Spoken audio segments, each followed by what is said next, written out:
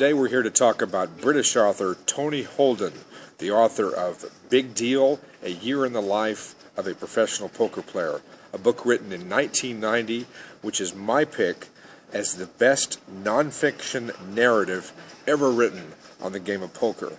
Now, the reason that I'm doing this episode today is because a few months ago I did my picks, my video picks, and also at my website, I picked the 10 best nonfiction narrative poker books, in my view, ever written, with some honorable mentions as well. And you can go back and look at that video if you'd like. I think it runs like 45 minutes. And strangely enough, I ran out of memory on the video, so we got to like 10, 9, 8, 7, 6, 5, 4, 3, 2, and then 1 we get to Tony Holden and his wonderful book, and it didn't give me the opportunity to expound upon why, in my view, this is the best poker book in nonfiction that's ever been written. First of all, let's talk about who is Tony Holden. Now, Tony Holden is a British author. So it's kind of odd that a lot of the very best narratives on poker, which is largely considered an American game, are written by people across the pond, or they come and maybe see the forest, the trees, so to speak. Anyway, Tony Holden was born, I believe, in 1947 in Lancashire, England. He attended Oxford University, and he knew from the very beginning he was going to be a writer, and a great writer he indeed did become. Now, Tony was assigned, I mean, his resume is extraordinary, especially for someone who came into the game of poker. And Tony was the New York-based correspondent for the Observer of London magazine, also was an assistant editor at the Times of London for a number of years. I mean, his resume is extensive. He was also a music critic, I think, for the London Observer for quite a while. Again, that's just scratching the surface. I mean, he's written books on Shakespeare, Tchaikovsky, Laurence Olivier, Lorenzo da Ponte, the Viennese-based poet and musician, and of course Prince Charles is probably his most biggest claim to fame before writing Big Deal, a biography that was actually not very flattering to Prince Charles. In fact, Tony Holden once told me that Prince Charles was not too happy with the way he was portrayed in this book. Anyway, he became known in England as the royal biographer, or the royal's biographer, because he had access to a lot of the royalty, you know, back in the 70s, 80s, 90s, and even today. And his most recent book, by the way, is now, congratulations, Tony Holden, it is on the bestseller list in the UK, and it's a book that I reviewed at my site that I was very excited when Tony shared this with me last year. And he told me he was writing this new book, which is now out, and it's called Poems That Make Grown Men Cry. That's the name of the book, and it's really a marvelous book. Don't worry, we're going to get to why Big Deal is a great book, but I'm going to tell you more about Tony, because he deserves this grand introduction. And anyway, Poems That Make Grown Men Cry is a book where Tony went around to all these people that are somewhat famous, writers and intellectuals and actors and film directors and all kinds of people from different walks of life, and he asked them, what are the narratives, what are the words that whenever they read, and maybe they read over and over again, what are those things that touch them the most? And that's really a very personal and intimate answer for every person. The poem, you know, poetry's not, you know, kind of a lost art. It's not like people write or read poetry as much, and it reminds me of Gore Vidal's famous line, it's not as though there's not a great amount of, there's not a lot of great poets out there. There are a lot of great poets. The problem is there's not a lot of readers anymore of poetry. And here is Tony Holden, a throwback to, I think, a better literary time.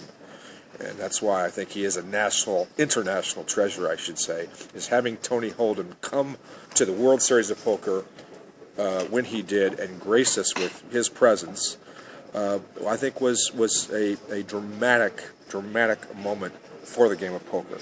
Now, let's talk about Big Deal and why I think it's truly special. Here's what Tony did.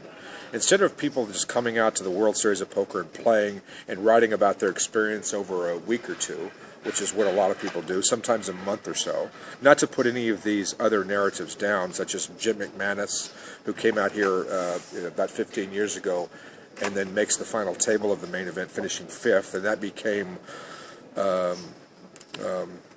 gosh, I can't believe I'm drawing a blank here. Anyway, Jim McManus's book, Positively Fifth Street. Excuse me, it's late, by the way. It's been here all day. Positively Fifth Street was one of the best-selling, best poker books certainly ever written. I think I ranked it number 5 or 6 on my list. A book that was also of the similar vein was Peter Olson's book, Take Me to the River, where Peter Olson came out here in 2007, also shared his experience. It wasn't as grand as was Tony Holden's, however, it was memorable, and I always like narratives that require reflection.